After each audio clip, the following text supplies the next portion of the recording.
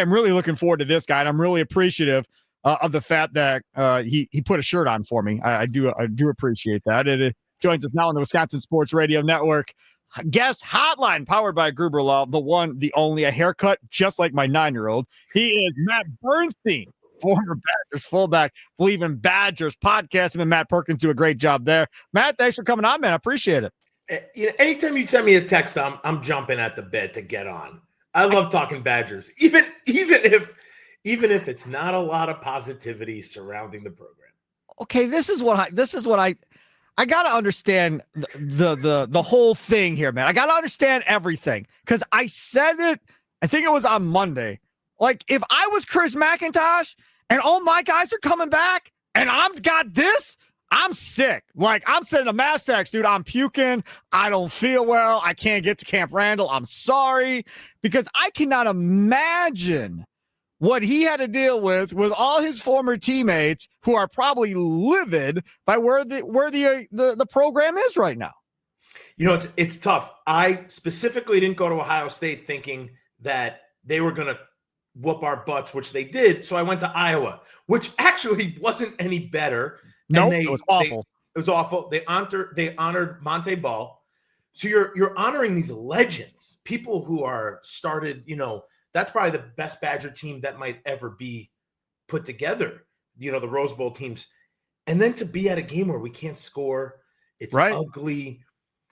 You know, it's to me, it's tough, man. I'm not even in Wisconsin, but I feel it. I see it. It's on every platform. It just seems like a situation that either we're stuck in or we're unwilling to get out of. Okay, so I have a multitude of issues here, and I want to see where you stand on each and every one of them. Do you feel, and I'm not even going to bring up, just forget the fickle part of this, just in general, as Badgers head coach, do you feel like there should be a responsibility of some sort to try to keep kids inside the state of Wisconsin when you're talking about top high school prospects? Because Gary Anderson didn't seem to give a crap about it. And the one currently doesn't seem to care all that much about it either, outside looking in. I'm not in his recruiting office knowing how his board looks, but it doesn't appear that way. I mean, we got offensive linemen playing at Ohio State and Notre Dame. Those are pretty damn good programs, but they're not good enough to play at Wisconsin. I mean, as a fan, you get pretty frustrated. I get text messages every day about, look at this guy who went from Wisconsin to somewhere else, right?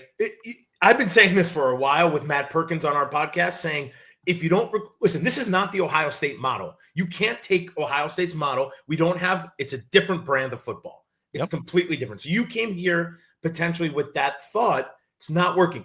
Who did it best? Barry Alvarez, Brett Bielema. You know what they did? They went into people's houses in Wisconsin and said, you need to be a Badger. We want you. And that's the most important group, is the Wisconsin kids.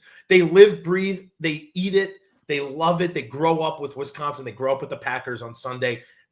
I'm from New York. We grew up with like no football on Saturday and the Jets or Giants. It doesn't matter because at least the Jets stink. But, you know, when you come to this culture and you see it, guys are wearing the red shirt on Saturday, the green on Sunday. Football means something to Wisconsin like no other place in the world. And if you're not going to recruit those kids and you think you can do what Ohio State does and go to Texas and Penn, it's not working. The culture is destroyed. We don't have the guys who love it, who will die for the program. We're missing that. And it's the beginning. That's when we have to do to start to revamp this whole team. The other thing that I continuously hear from people associated with this program is he is not showing up and doing events like is expected of him to try to fundraise, to try to raise money, whatever. Events are getting canceled because he doesn't want to go do them, because he'd rather go do whatever it is that he is going to do. And to be frank with you, I don't see how raising money takes a backseat to literally anything at this point when the team is as bad as it is right now. Like, you have to get more money into that program if you are going to compete from an NIL standpoint. If anything, he should be going out there and creating events for himself to go to try to raise more money for the program. I would agree. I've been to an event where he was at in LA, and it was a really good event. Now, do I think that they kept those going? This was 3.5 years ago, or 3 years ago. So I would say that Barry said it best. You got to be out with the people. Yes. Coach Alvarez, if you want to go see Coach Alvarez, where he'll be most of the time. It's at Roots Chris on the west side or some other bar or restaurant. He'll be there. He talks to people. Maybe not now. He's a little bit older. But as a new coach, no matter how visible you are, you need to be out amongst the people. You need to shake everyone's hand. You need to kiss every baby. You need to just do that. You need to be on social media. You need to be blowing up everywhere, going viral everywhere. I agree with you. If these things are true, you need to take everything with a grain of salt. But they're starting from somewhere, right? All these rumors are starting from somewhere, and they can't all be. They're all bad. I mean, it's really not a good look, no matter what.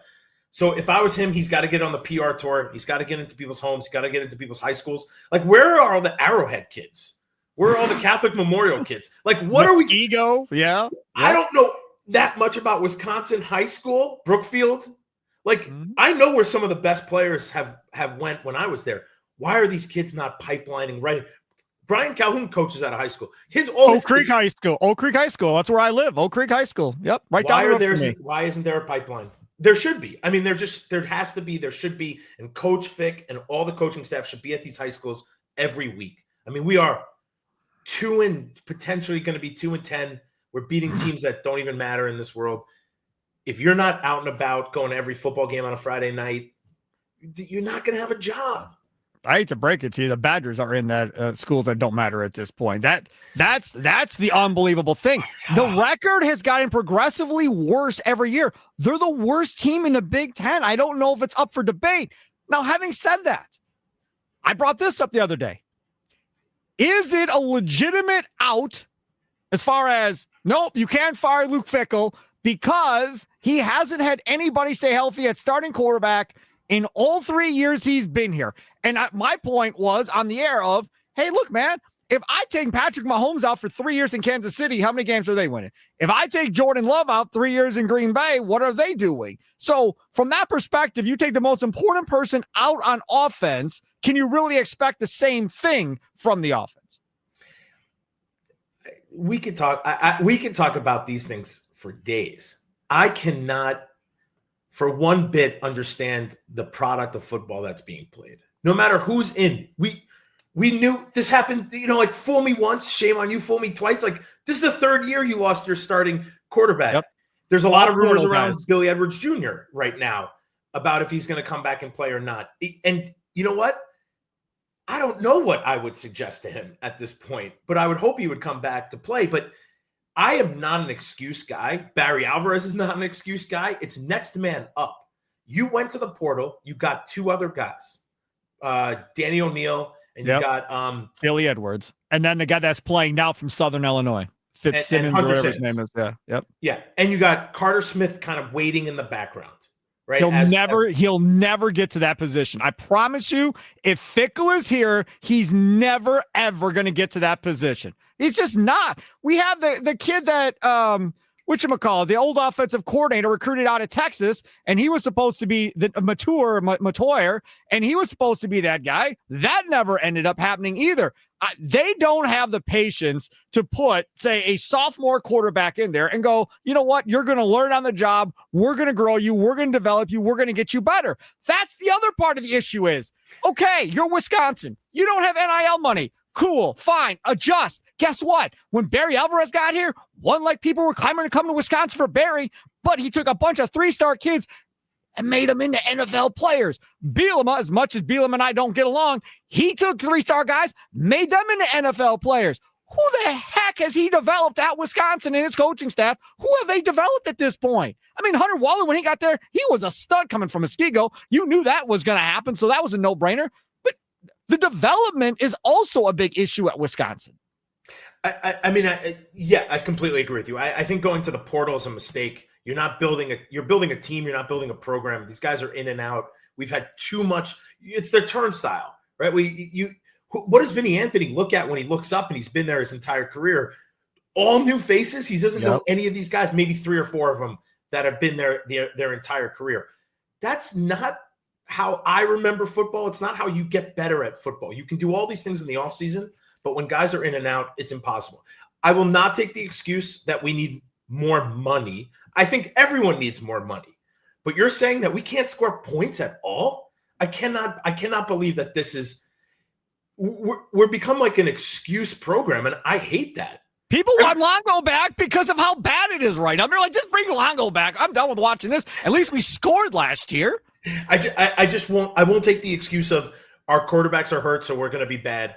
And I won't take the excuse that we need more money. I know we need more money, but we should be able to recruit guys who can come play football, and we should be able to develop them or put them in the right position to win and to score points. To go, listen, Iowa's not an NIL, bank. Right. They have, what do they have? They do the same things they did for 30 years. They run the football, they play great defense, and they recruit Iowa kids. Talking with our guy, Matt Bernstein, former Badgers fullback, BleavinBadgers podcast. Him and Matt Perkins and a slew of others do a great job. Follow him on Twitter at Bernie_H_Hammer. Joins us here on the Wisconsin Sports Radio Network. Wisconsin Sports Daily, served up by Wendy. Sparky with you. So let me take you down this road. Let's say Fickle's out. Let's say that happens. Okay, fine. So now what road do we travel next? Because in my opinion, if you don't have the money to pay, James Franklin's a waste of money. Jimbo Fisher, who apparently wants back at 60, he's a waste of money. So that's all done. So now, as we talked about, do you go back to the family and say, I'm done? We're just going back and we're staying this thing in the family. So do you go get Eck? Do you go get Jimmy Leonard? Do you do that? Now, it ain't going to be Jimmy Leonard if it's still Chris McIntosh's athletic director. So that also would have to change in order to fix all of this. That is what I'm intrigued by. If they move, does McIntosh stay and does he go outside the program again? Or do they both go and then they try to bring everything back to the family? That's a big, big question. And I know Barry Alvarez swings a lot of weight still in Madison, and he will probably be the decision maker. Sparky, you say a lot of names I like. You might be listening to my podcast I love Great Jason podcast. Eck. I appreciate that. I love Jason Eck. Here's why. He is hungry. He's turned programs around. Idaho, now New Mexico. They beat UCLA. You can say what you want to say about UCLA at the beginning. He's at New Mexico. Have you heard of them being good? No. What he does amazingly is his social media is awesome. He loves the dudes. You can see that they love him. He's doing all these things at New Mexico. That says to me, one, you should be at a bigger program, one that you care about. You were GA when I was there. And he will be. It may not be Wisconsin, but he will be somewhere. Yeah. Listen, he's going to be on the board of every single place that has been firing people. I think we can get him cheap. What's cheap? Not $28 million. So we can get him for something that's lower than this asinine, this is what happens before a complete recession is you start paying all these coaches a ridiculous amount of money. Now there's no more money. So I think Coach Eck is the guy. Listen, his wife has a radio show. Imagine if she comes to Madison and is promoted on a radio, ESPN Madison. You're talking about a group. You're not just getting one. You're getting a couple who are going to promote and who love Wisconsin already. She's a sports talk show host? She has a talk show. I'm not sure if it's sports. I would assume it is, but I don't know. But imagine, does it matter? No, she's going to bring it all together. Yeah. And so you hire him. You go. Listen, I would beg, borrow, steal to get Jimmy Leonard back. I know he's not coming back with Chris McIntosh. No chance. So, but still, he would be on my board forever. Coach Eck, I like Sean Lewis. I do like him. He's a guy. And you're talking about Coach Eck, who's going to put his heart and soul into this. It's a big program. He's been here. He put his heart and soul as a GA when I was there. He recruits Wisconsin probably. He can recruit. I would trust that guy. It's a family thing. That guy would be great. And you know what? What's the loss if he isn't? He's going to give it more than you're seeing now anyway. So I love the Coach Eck. There are some other people I think would be great, but in this world, I think you got to get someone whose social media is off the charts and who loves the guys and who loves the program. So money wise, oh boy, NIL wise, and all of that, is there anywhere to go in your mind that they haven't tapped? I mean, Mark Cuban's dropping $50 million over here. I forgot what program was, just got $200 million dropped in their lap from somebody else. FedEx is donating money, millions and millions, to the Memphis University program, because that's where their headquarters are in Memphis. So they're helping to support Memphis with their NIL funding. I haven't seen anything publicly about anybody dropping a big dollar amount on Madison. And there's a lot of successful people that went to Madison. I'm trying to think of come on, don't censor yourself. Just talk. It's just you and me. Just talk. I'll tell you this. I think there's a lot that needs to change within the holistically in the program. I think the NIL department needs to be ramped up, and they need to get aggressive people in there who are going to go to bat and hit people hard. And I don't think they do that. And plug, I'm a New Yorker. I'll go do that. This means something to me, but so I don't think they're doing that. I think there's some other things in the background I don't understand, and they don't understand. But you really got to grind to get that NIL money. That is the sport today that we are in. And I think 3 years ago they said, "Nah, we'll see what happens. We're gonna figure it out. We'll see what's going on. The NCAA is gonna come in at some point and make some regulations." They didn't do any of that. We're 3 years behind. I still think. With NIL, I don't think this team is any much better off. We might have won a couple more games, but I don't think we're where we wanted to be as a program with money or without it. I mean, without it, we're getting killed. I don't know who's running the NIL in Madison. I have no idea. But this is what I would suggest right off the top, okay? Because my cousin used to do this, and now he runs his own agency or whatever on the side. But he used to be the lead fundraising guy for Tommy Thompson back in the day when Tommy Thompson was governor. So he did all that fundraising, put on the events, ran all of that, right? To me, if I'm them, I'm going to get the lead fundraising guy from both parties. I want both of you to come in here. You all have the connections to both parties, and I'm going to pay you more than what they're paying you, and I want you both to get together and go fundraise and bring money into Madison, because everywhere the millions are located across the state of Wisconsin from both parties, and let them go work. I'd rather do that than, and I don't know what they're doing, but taking a bunch of kids out of college who have a master's degree in something, going, okay, here you go. We need you to go raise some money for us. Go see what you can do. That's not the way. It's got to be guys that are connected left and right, and use your alumni that also have connections. Now, no offense to you, JJ Watt's loaded, man. He's got to know rich people. Hit up JJ Watt's connections. See what he can bring in. Joe Thomas. I love Joe Thomas. He's there. That's another one that I don't understand this either. Maybe he don't want coach, but I had Joe Thomas on because he went into the Wisconsin Athletic Hall of Fame. And he was talking about he works with these guys on Wednesdays in the offseason with the offensive line. So he's helping the program already. Is there more ways for Joe Thomas to become involved in the organization? Man's a Hall of Famer, for God's sakes, man. He is the best lineman to ever play at Wisconsin, and so possibly in the NFL. So yes. And I know Joe, and I know Joe's grinding. He texts guys who are recruits. Like he works hard for the program as a volunteer. Right. I know he just gave a significant amount of money, I think, to the new project that's being built. But you got to bring guys back. The JJ Watts, the TJ Watts, the guys who made $100 million, like they could do things, right? And not only financially, what about their social capital, right? They know every single person. What about Big Cat? Big Cat's been very vocal. All right, let's go, Big Cat. Yep. Bring some companies in. He's talking about Barstool, by the way, for those of you that know who Big Cat is. Yeah, go ahead. So I agree with you. You need to have guys who are going to aggressively go after the big names who are Badgers, who are corporations in Wisconsin. Not just, listen, Madison has Epic. I don't see any people wearing Epic stuff. Go get Epic people. Not saying that would happen, but it's a big company. I mean, there's got to be a list. Of Amazon's there. And all these places are there in Madison. There's got to be a way to attack, $1 million, $5 million, $10 million. I can't see how this couldn't happen. I'm with you. Matt Bernstein, I love him. Former Badgers fullback. BleavinBadgers podcast. Him and Matt Perkins do a great job. Check it out. Follow him on Twitter at Bernie_H_Hammer. Thank you so much for coming on, man. I appreciate it. Anytime you guys need me, I love Wisconsin. I'm nervous for them for the rest of this year and possibly next year. I don't even want to think that far. No.